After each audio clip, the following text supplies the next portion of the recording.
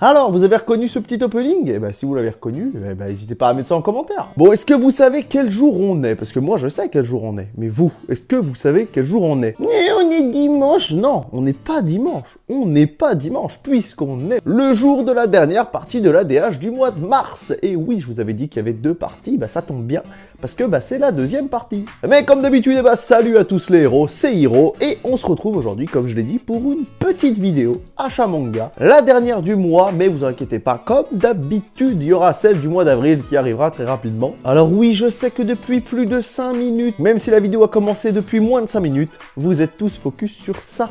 Eh ben oubliez-le, il n'existe pas. Cette chose s'est déposée sur mon visage alors que je dormais. Et il a décidé de pourrir ma vie. Mais ce n'est que de l'esthétique, on n'est pas là pour un concours de beauté, on est là pour des mangas, et donc on parle de tout ça juste après le générique.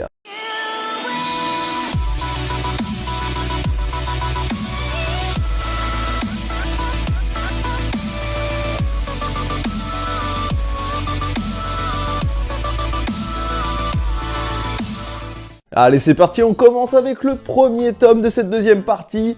On va parler d'un manga que je continue et qui est bientôt terminé puisqu'il reste plus que 2 tomes après celui-ci, je crois. En tout cas, pour ce qui est de la France, puisque je crois qu'au Japon, il est déjà fini. On va bien entendu parler de The Promised Neverland, le tome 18. Alors pour The Promised Neverland, je vous en ai déjà parlé plein de fois et je vous l'ai toujours conseillé et vraiment encore à l'heure actuelle, je surkiffe le manga. Alors certes au départ, c'est très différent de ce que ça devient par la suite et ça reste quand même super sympa même si on passe de l'ambiance du petit orphelinat à un truc un peu plus survivaliste, à un truc un peu plus axé sur l'exploration et la débrouille. Mais très clairement, on va pas se plaindre puisque on aurait pu croire que le manga allait tourner un peu en rond, traîner un peu en longueur, mais c'est pas du tout le cas et on a quand même des super rebondissement, donc très clairement, The Promised Neverland, c'est incroyable, je vous le conseille si vous y êtes toujours pas mis. D'ailleurs, dans une précédente vidéo, je vous conseillais l'animé, et bien oui, c'est vrai qu'il y a l'animé encore en cours,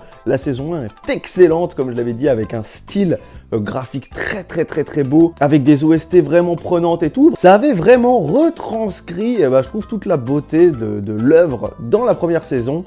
Comme vous pouvez le voir, à noter ici, il y a à l'heure actuelle la saison 2 qui est en cours et elle, c'est mon avis.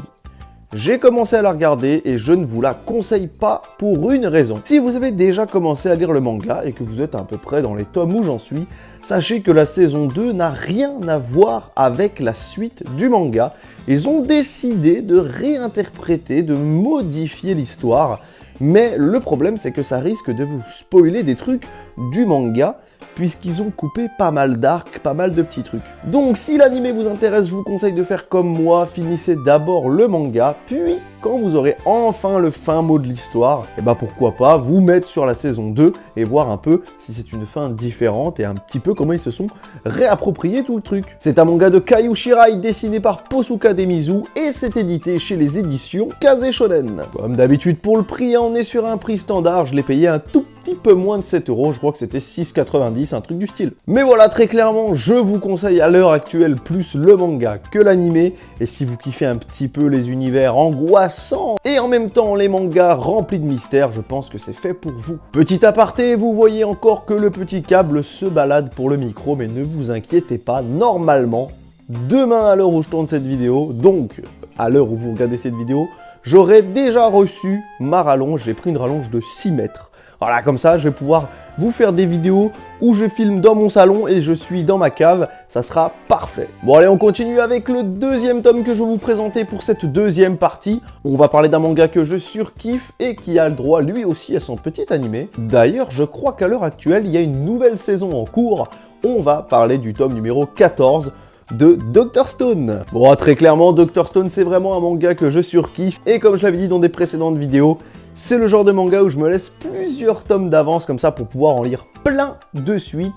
Et ça y est, j'en suis du coup au tome 14. Là, je me suis fait une session en quelques jours, j'ai lu tous les tomes. Et très clairement, pour moi, ce manga est devenu un incontournable. Surtout qu'en plus, là, dans le tome 14, que je n'ai pas encore lu, je sais qu'on se rapproche de plus en plus de la vérité, de ce qu'il y a changer toute l'humanité en pierre, donc je pense que le manga sera pas très long, on est peut-être bientôt à la fin. Je sais pas, mais en attendant, ça se profile plutôt bien. Ce que je kiffe dans l'œuvre par-dessus tout, c'est le délire où c'est un genre de shonen, mais là où le personnage principal, normalement, devient de plus en plus puissant, avec des super pouvoirs, et on connaît les Super Saiyajin, là, avec leurs petits cheveux bleus, dans Dr. Stone, c'est l'aspect scientifique, l'aspect intelligent qui prend le pas, et donc plus on avance dans les tomes, plus on crée des technologies, plus on utilise des outils scientifiques de plus en plus complexes pour arriver à nos fins, et donc c'est ça que je trouve vraiment intéressant, c'est que plus on avance, plus on a de la technologie, plus on a de la science, et donc plus on a de moyens d'arriver à nos objectifs, d'arriver à nos fins. En plus, je vous l'avais déjà dit, mais c'est dessiné par Boichi, le grand Boichi qui a fait Sunken Rock Origin, et qui est à l'heure actuelle en train de faire une œuvre incroyable, un petit manga sur Ace de One Piece, que je vous conseille de ouf. Il y a déjà quelques petits chapitres là qui sont sortis sur le net. Mais voilà, c'est vraiment un génie du dessin. Comme d'habitude, je vous aurais mis là des petites planches qui passent. Peut-être même, si vous êtes gentil, au moins une petite planche de Ace dessinée par Boichi. Mais très clairement, c'est un chef-d'œuvre. Et si vous aimez le style de Boichi et en même temps les mangas qui sont plus axés sur la stratégie, sur l'intelligence, plutôt que sur les gros muscles et la baston, ça pourra vraiment vous intéresser. Comme je l'ai dit, il y a également un animé que j'ai commencé, mais que j'ai pas trop continué parce que je préfère me concentrer sur le manga. Il est pas mal, c'est pas le truc le mieux animé du monde, mais il y a une petite ambiance, les musiques sont cool, donc n'hésitez pas, si vous aimez pas la lecture, d'aller mater l'animé. Comme je l'ai dit, c'est un manga de Riichiro Inagaki, dessiné par Boichi, et c'est édité chez Glénat pour un prix standard, encore une fois, 6,90 €. Allez, on continue et vous allez vous marrer puisqu'on va parler d'une licence que je continue petit à petit puisque je veux un jour avoir l'intégralité des tomes. On va parler de Naruto avec son tome numéro 5. Oui, puisqu'à l'heure actuelle, j'ai les 5 premiers tomes de Naruto plus le tome 50. J'ai déjà terminé l'intégralité de l'œuvre en animé et que je me suis dit, pourquoi pas me refaire l'intégralité de Naruto mais en manga. Et pour ça, il fallait bien commencer par les acheter, donc j'ai pu mettre la main sur les 5 premiers tomes. Je sais qu'il y en a plus de 70, je crois qu'il y en a 72 pour être précis, mais ça me fait pas peur puisque vous pouvez pas les voir d'ici, mais là, juste en dessous des GTO, on a presque l'intégralité des One Piece. Donc en vrai, quand on regarde mes One Piece, mes Fairy Tail, mes Dragon Ball, j'ai pas trop peur des longues séries. Bon, pour Naruto, c'est un peu comme Dragon Ball, je vais pas vous faire l'affront de vous expliquer ce que c'est. Simplement, au scénario et au dessin, on retrouve le grand Masashi Kishimoto, et je pense que c'est un incontournable à avoir dans sa mangatech. Clairement, il fait partie des pionniers du manga.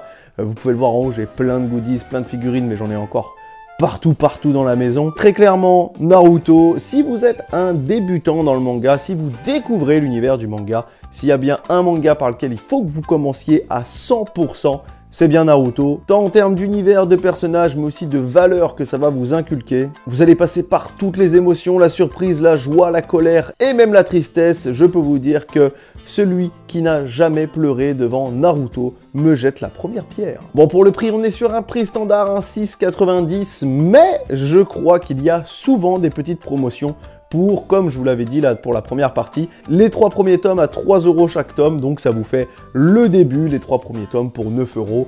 Franchement, si vous voulez commencer Naruto, n'hésitez pas à profiter de cette petite promo. Allez, on continue avec un manga que je vous ai déjà conseillé plusieurs fois et auquel j'ai déjà lu les 2 premiers tomes, que je kiffe toujours autant, c'est vraiment une super bonne découverte, une super bonne surprise. On va parler aujourd'hui de Spy Family, le tome numéro 3.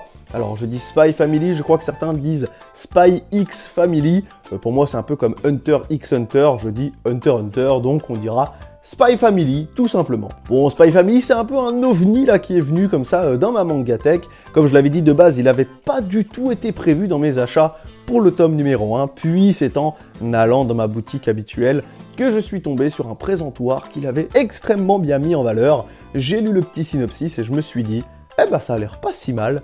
Je me suis lancé dans l'aventure et je ne regrette absolument pas. Encore une fois, un manga que je vous conseille, mais c'est rare quand je vous conseille pas des mangas, je l'avoue. En même temps, c'est logique, c'est pas souvent que j'achète des mangas que je n'apprécie pas vraiment. C'est arrivé déjà plusieurs fois sur la chaîne que je vous dis de prendre du recul, que c'est pas incroyable, ou même que je vous déconseille une lecture. Mais pour le cas de Spy Family, vraiment, lancez-vous dans l'aventure, c'est vraiment un manga génial. C'est un manga de Tatsuya Endo, édité chez Kurokawa. Pour le prix, on est à un prix standard, 6,90. Et clairement, au niveau de l'originalité de l'histoire, c'est vraiment un manga à lire, parce que c'est à la fois drôle et épique. Allez, on continue avec l'avant-dernier tome de cette sélection, et je n'ai pas mis cette petite tenue de UA pour rien.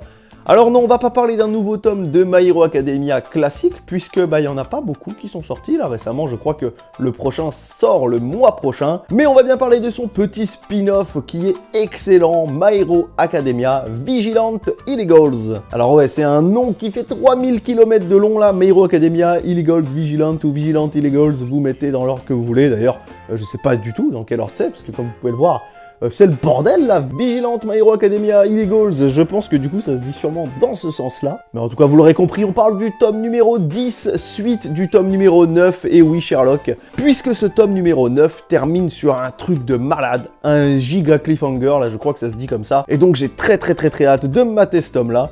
J'ai réussi un petit peu à me contenir, à ne pas me jeter dessus, mais très clairement, il va pas tarder à y passer. Bon, forcément, en tant que gros fan de My Hero Academia, j'étais obligé de vous en parler, puisque clairement, d'habitude, certains spin-offs ne m'inspirent rien du tout, et celui-là, j'y suis allé un peu comme ça, à tâtons. Je me suis dit, vu que je kiffe l'univers principal, pourquoi ne pas tester un spin-off? Et très clairement, je suis pas déçu du tout, il est incroyable. En plus, je l'avais dit pour les tomes précédents, mais c'est souvent que l'histoire s'entremêle entre Vigilante et l'histoire principale, donc qui permet des fois d'éclairer ou d'approfondir certains personnages ou certaines situations. Du coup, c'est vraiment agréable. Surtout récemment, on a eu les origines de Shota Aizawa, donc le professeur de la classe de Izuku, et très clairement, si j'avais pas eu ce petit tome, je serais passé à côté de plein de trucs, et surtout à côté d'une scène relativement prenante qu'on a eu dans les derniers tomes là, de My Hero Academia, qui est décuplée, mais vraiment décuplée, quand on sait ce qui s'est passé dans Vigilante. Alors forcément pour le concept de base, ça appartient à Koei Horikoshi, mais c'est scénarisé par Hideyuki Furuhachi, et au dessin on retrouve Betancourt ou Betancourt, je sais pas exactement comment ça se dit, mais comme d'habitude au début de la présentation, je vous ai mis le petit rond avec le nom des personnes qui sont derrière l'œuvre. Alors c'est édité chez Kyun Shonen, et encore une fois c'est un manga au prix standard, on est à 6,90. Et pour ce qui est de My Hero Academia en général, si vous voulez vous lancer dans l'aventure, si vous voulez lire le manga ou regarder l'animé, sérieusement n'écoutez pas les détracteurs, là tous ceux qui disent que c'est du réchauffé, que c'est un manga pété, etc. Je vous jure que c'est excellent et l'animé me fout des frissons de malade. Il y a plein de moments où il y a des scènes ultra épiques, une animation de malade mental. Donc vraiment, n'écoutez pas les gens qui critiquent, faites-vous votre propre avis. Car clairement, pour moi, My Hero Academia fait partie de ces gros mangas qui sont à l'heure actuelle ce que Naruto et Dragon Ball étaient à leur époque. Allez, on va continuer avec le dernier petit tome de ma sélection. Enfin, on a terminé les petits achats manga avec, on a parlé du père, on va donc parler du fils avec le tome numéro 11 de Boruto. Alors Boruto, si je devais vous le résumer en un seul mot, je dirais sous-coté. Sous-coté. Parce que clairement, j'entends plein de gens dire du mal aussi de Boruto, mais c'est forcément des gens qui ne lisent pas Boruto. Alors oui, c'est vrai, l'animé est rempli de hors-série. Vous avez presque bientôt 200 épisodes, dont au moins 150 sont du hors-série. Mais ce sont des hors-série qui expliquent, comme j'ai déjà dit, des choses qui ne sont pas expliquées dans le manga. Donc en fait, c'est des hors-série un peu canon techniquement, simplement ils sont juste pas dans le manga. Et très clairement, ces hors-série permettent aussi de mettre en avant des personnages qu'on voit presque pas. Metal Lee par exemple, et tous les autres amis de Boruto qui sont avec lui dans son école, on n'en parle pas vraiment dans le manga, ça va très vite. Alors que l'animé prend le temps de développer l'univers, les personnages, de créer un peu des affinités entre eux. Ça me fait un peu penser à Naruto justement de l'époque, où on avait des petits passages où on en savait un peu plus sur Shikamaru, Choji, Kiba. Ce qui pour moi permettait un petit peu de donner encore plus de profondeur à l'œuvre et aux personnages. Donc clairement, si vous êtes fan de Naruto de base et que vous voulez une suite à la hauteur, n'hésitez pas, Boruto c'est vraiment excellent. L'animé comme le manga, pour moi c'est vraiment une super grosse réussite. En plus, là, récemment, j'ai même mis un post sur Instagram pour le dernier épisode qui est sorti, là, récemment, de Boruto, qui n'était visiblement pas animé par la même équipe d'animation que d'habitude et qui nous a offert un spectacle de malade. Je sais plus si je regardais Boruto ou si je regardais un giga film d'animation. C'était incroyablement bien fait. Et le truc qui me met un petit peu la puce à l'oreille pour me dire que c'est pas l'équipe de base qui a bossé sur l'animation, et bah c'est tout simplement au niveau des designs des personnages. Parce que je sais pas si vous avez remarqué, mais dans le manga Boruto, bah, le style des personnages est assez éloigné du style qu'il y a dans l'animé. Et là, pour l'épisode ultra bien animé, eh bien Konohamaru avait totalement le style qu'il a dans le manga et plus du tout le style qu'il a dans l'animé. Ça se remarque surtout au niveau des cheveux hein, d'ailleurs, puisque dans l'animé Konohamaru a les cheveux en pique comme ça, alors que dans le manga, il a un peu des longs cheveux comme ça sur la tête, un peu frisés, ça fait un peu, je sais pas, c'est rond, un peu ondulé. J'essaierai de vous mettre deux images pour que vous puissiez voir un peu la différence, tout simplement. Mais voilà, pour moi, Boruto, c'est vraiment sous-coté, surtout là, à l'arc où on en est dans le manga, c'est juste ouf, il y a des super grosses révélations. Ça me donne envie de continuer à les lire là, mais les tomes, ils mettent beaucoup trop de temps à sortir. Donc vraiment, si vous êtes fan de Naruto et que vous voulez une suite digne de l'œuvre originale, n'hésitez pas à mater Boruto, c'est vraiment cool.